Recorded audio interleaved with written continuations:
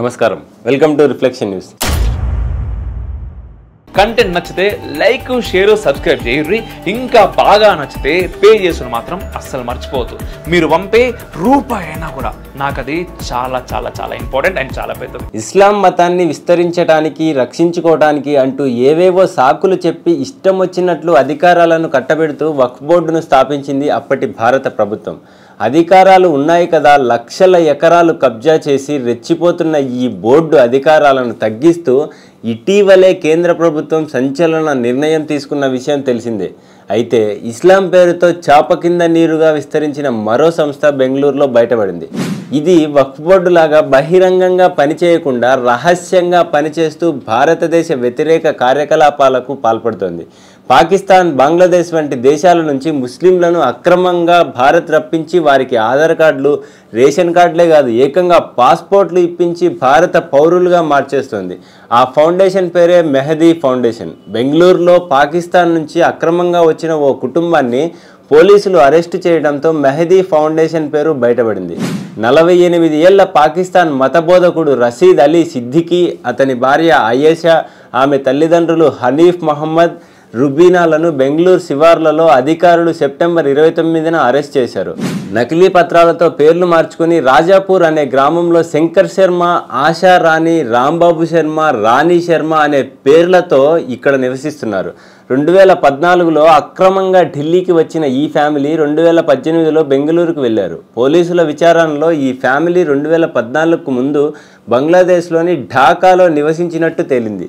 ఇలాంటి ఎన్నో కుటుంబాలను పాకిస్తాన్, బంగ్లాదేశ్ నుంచి భారత్ రప్పించి వారి ఖర్చులను భరించి వారికి నకిలీ గుర్తింపు కార్డులు సృష్టిస్తున్నది మెహదీ అనే ఫౌండేషన్ అని పోలీసులు వెల్లడించారు.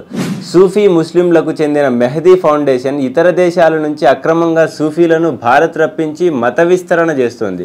2014లో పాకిస్తాన్లోని సూఫీ ముస్లింలపై దాడులు జరగగా రషీద్ అలీ సిద్దికీ ఫ్యామిలీని మెహదీ ఫౌండేషన్ ముందు బంగ్లాదేశ్ పంపించింది. ఆ తర్వాత అక్కడి నుంచి భారత్ రప్పించింది. ఆ తర్వాత ఈ కుటుంబం మొత్తానికి శర్మ ఇంటి పేరుతో ఆధార్ కార్డులతో పాటు ఏకంగా ఇండియన్ పాస్పోర్ట్ కూడా ఇప్పించింది.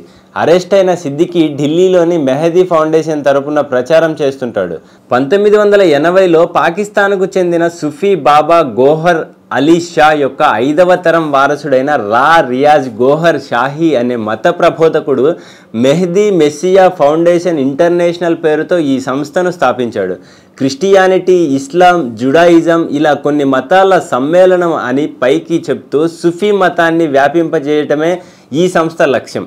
సుఫీయిజానికి భారతదేశంలో చాలా దారుణమైన చీకటి చరిత్ర ఉంది. అజ్మీర్ దర్గా కేర్ టేకర్గా పిలువబడే వ్యక్తి 1992లో దారుణమైన రేప్ కేసులో అరెస్ట్ అయ్యాడు. నిజానికి ఈ మెహదీ ఫౌండేషన్ లండన్లో స్థాపించబడి అక్కడ నుంచి Bharat, Bangladesh, Pakistan, Sri Lanka, America, Australia, Canada ఇలా చాలా దేశాల్లో విస్తరించబడింది. మెహదీ ఫౌండేషన్ తన పేరుతో ఓ యూట్యూబ్ ఛానల్ను కూడా నిర్వహిస్తోంది. ఈ ఛానల్కు ప్రపంచవ్యాప్తంగా 15 లక్షల మంది సబ్స్క్రైబర్లతో పాటు ఫేస్బుక్ పేజీకి 1,00,000 మంది ఫాలోవర్లు ఉన్నారు. అన్ని మతాలు సమానమని పైకి చెప్తూనే బెంగళూరులో టిప్పు సుల్తాన్ను ప్రమోట్ చేస్తూ వ్యాసాలు రాయటం, ఉపన్యాసాలు చేయటం చేస్తుంటారు ఈ సంస్థ ప్రబోధకులు. ఇక్కడ చెప్పుకోవాల్సిన మరో ముఖ్య విషయం ఏమిటంటే మెహదీ ఫౌండేషన్ను పాకిస్తాన్ సహా చాలా ముస్లిం దేశాలు నిషేధించాయి. గోహర్ షాహీ మరియు అతడి శిష్యుడు యూనస్ అల్ గోహర్లను చంపటానికి చాలా ప్రయత్నాలు కూడా జరిగాయి. మాంచెస్టర్లోని ఆల్ గోహర్ ఇంటిపై కొంతమంది పెట్రోల్ బాంబులతో దాడి చేశారు. కానీ ఆల్ గోహర్ ప్రాణాలతో బయటపడ్డాడు. దాడుల తర్వాత 2001లో గోహర్ షాహీ అజ్ఞాతంలోకి వెళ్ళిపోయాడు.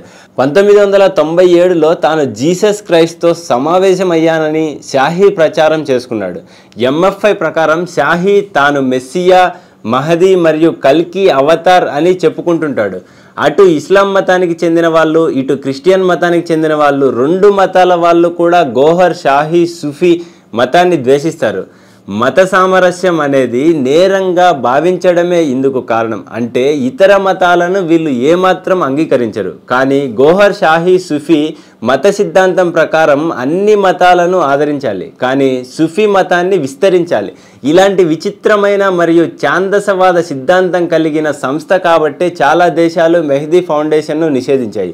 ఈ సంస్థ కార్యకలాపాలు చాలా వరకు తగ్గిపోయాయని అంతా భావిస్తున్నారు, కానీ భారతదేశంలో చాప కింద నీరుగా ఈ సంస్థ విస్తరిస్తూ ఉన్నది. ఇప్పటికే పాకిస్తాన్, బంగ్లాదేశ్ నుంచి వేల మంది సుఫీ మతానికి చెందిన వాళ్లను భారతదేశానికి రప్పించి ఆ కుటుంబాల ఖర్చులను భరిస్తూ వారి పేర్లు మార్చి హిందువుల పేర్లు పెట్టి భారతదేశ గుర్తింపు కార్డులను ఇప్పిస్తోంది. ఎవరికీ తెలియకుండా సుఫీ మతాన్ని విస్తరించడానికి ఈ కుటుంబాలకు చెందిన వాళ్లను ప్రచారకులుగా వాడుకుంటోంది. సూఫీ మత ప్రబోధకులుగా మారిన ఈ కుటుంబాలకు చెందిన వ్యక్తులు ఇష్టం వచ్చిన ఉపన్యాసాలు ఇస్తూ దొరికిన వారిని దొరికినట్టుగా సుఫీ మతంలోకి మార్చేస్తున్నారు. ఇప్పుడిప్పుడే మెహదీ ఫౌండేషన్ అక్రమాలను పోలీసులు గుర్తించారు. మున్ముందు దీనికి సంబంధించిన మొత్తం వివరాలు బయటపడే అవకాశాలున్నాయి. జై హింద్, జై భారత్.